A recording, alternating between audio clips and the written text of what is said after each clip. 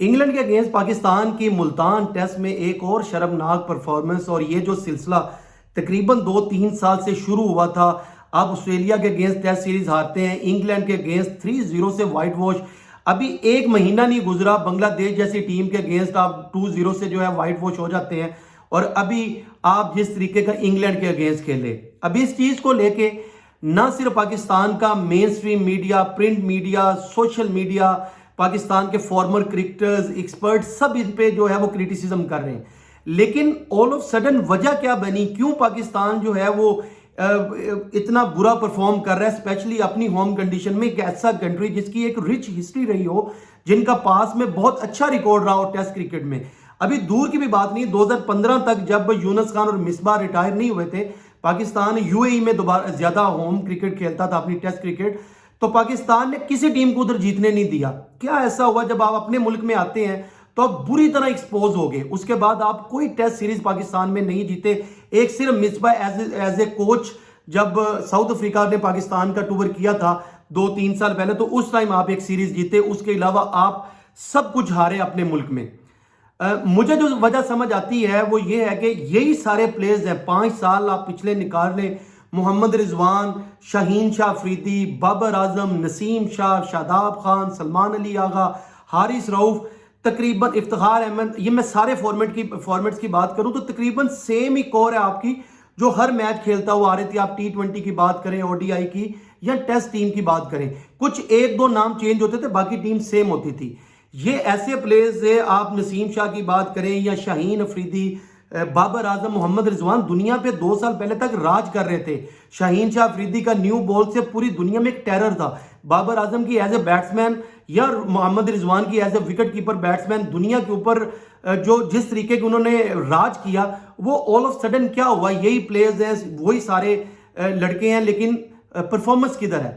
मुझे जो समझ आती है, मैं इस टाइम अगर टेस्ट क्रिकेट की सिर्फ बात करूं, वैसे तो आप T20 में आयरलैंड से हार जाते हैं, यूएसए से हार के आप वर्ल्ड कप से बाहर हो जाते हैं, वनडे क्रिकेट में अफगानिस्तान से हार के आप ओडीआई वर्ल्ड कप से बाहर हो जाते हैं, लेकिन टेस्ट क्रिकेट में क्यों पाकिस्तान अपनी होम कंडीशन में वैसे सक्सेसफुल नहीं है जिस तरह बांग्लादेश जैसी टीम अपने होम में, श्रीलंका अपने होम में या इंडिया अपने होम में सक्सेसफुल है।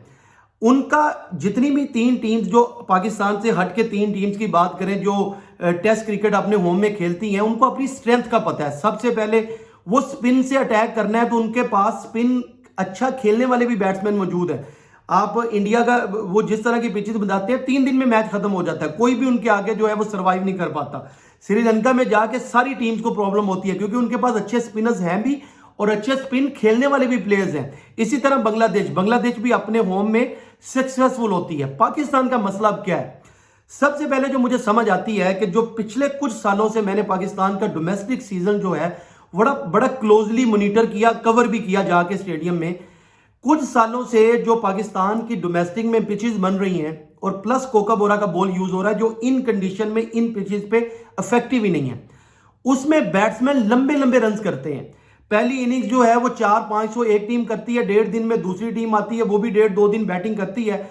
तो 3-3.5 दिन में, 4 दिन के मैच में 2 टीम्स बैटिंग करती हैं, और आखिरी जो आधा दिन बचता है उसमें सिर्फ ड्रॉ करने के लिए टीम खेलती हैं। तो जो तीसरी और चौथी इनिंग्स का प्रेशर है, उसमें से कभी ये वाले जो बैट्समैन हैं जो इस टाइम टीम में खेल रहे हैं, ये कभी गुजरे ही नहीं है। टेस्ट क्रिकेट जो होती है उसका चैलेंज ही यही है कि चौथे 5वें दिन जब क्रैक खुलेंगे, जब ज्यादा ब्रेक होगा, जब पिच टूटना शुरू होती है, तो उस प्रेशर से आपने कैसे निकलना है। अभी अब रिसेंट पास में पाकिस्तान की जितनी परफॉर्मेंसेस, बैड परफॉर्मेंसेस का आप निकालेंगे, तो पाकिस्तान ने जितने भी कोलैप्स किए हैं वो 3rd इनिंग्स में या जब ये चौथी इनिंग्स खेलते हैं, 4th इनिंग्स में होते हैं। उसकी मेन वजह मैंने बताई कि ये प्लेयर्स, इनको चौथी और तीसरी इनिंग्स खेलने का एक्सपीरियंस ही नहीं है।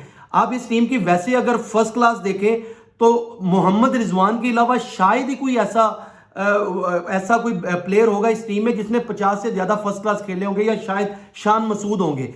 बाबर आजम ने भी टेस्ट क्रिकेट सबसे ज्यादा इस टीम में एक्सपीरियंस टेस्ट प्लेयर जो है वो बाबर आजम में 54 मैचेस के साथ। उसके बाद शान मसूद ने 34 मैचेस खेले, रिजवान के 32 हैं। बाकी किसी प्लेयर ने 30 से ज्यादा टेस्ट मैचेस भी नहीं खेले हुए।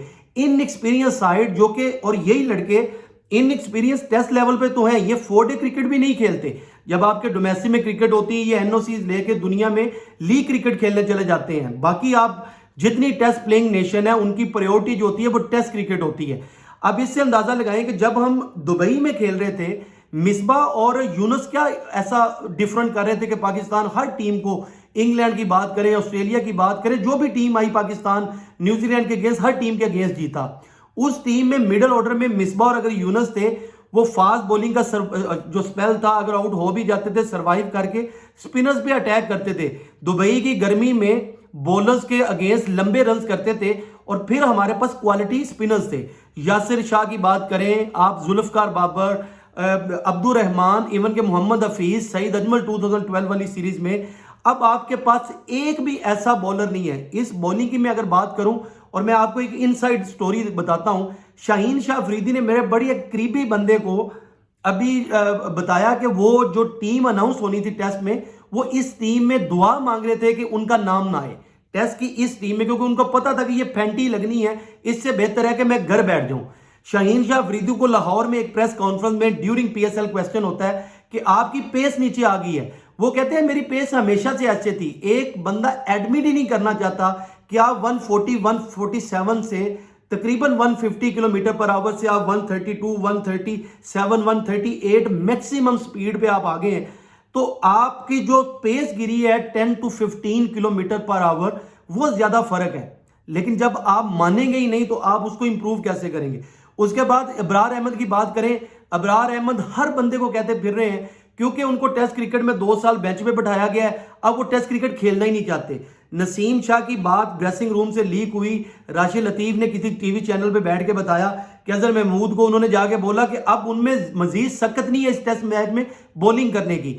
अब इससे भी अंदाजा लगाएं कि इंग्लैंड की टीम इंग्लैंड से चलती है 2 डिग्री 5 डिग्री टेम्परेचर से और 38 डिग्री मुल्तान की गर्मी में आके 1.5 दिन बॉलिंग करके आपको किसी एक उनके बैट्समैन की बात करें, बॉलर की बात करें, किसी के चेहरे पे फटीग नहीं नजर आएगी। पाकिस्तान की बॉडी लैंग्वेज ये है कि ये जब फील्डिंग में ड्रिंक ब्रेक होती है तो ये लेटे होते हैं ग्राउंड में। इसको ऐसा होता है कि इनको बैसाखियों पे उठाया जाएगा। अगर कोई बॉलर या बैट्समैन जाके फील्ड करता है, बाउंड्री डाइव करता है, तो उसको उठने में को तकरीबन 2 घंटे लगते हैं। चेहरे से आपका ये तासुर जा रहा होता है कि कोई प्लेयर जो है वो इंटरेस्टेड ही नहीं है, फॉर्मेलिटी है, क्योंकि टेस्ट सीरीज है तो हमने खेलनी है। तो इस टीम के इन प्लेयर्स के साथ जिनका इंटरेस्ट ही नहीं है, लैक ऑफ इंटरेस्ट है टेस्ट क्रिकेट का, आप कैसे सोच सकते हैं आप इन प्लेयर्स से। इससे बेहतर है आप फिर जो कामरान गुलाम है, खुरम शहजाद है, मीर हमजा है, मोहम्मद अली, आप उनको चांसेस दें। आप एटलीस्ट मोहम्मद हुरैरा, आप उन पे इन्वेस्टमेंट करें जो रेगुलर 4 डे क्रिकेट एटलीस्ट खेलते तो हैं, जिनको डिजायर है। टेस्ट क्रिकेट ऑनर की बात होती थी किसी भी प्लेयर के लिए खेलना, लेकिन अब इस टीम की अगर बात करें तो किसी को लगता है शायद इंटरेस्ट नहीं है।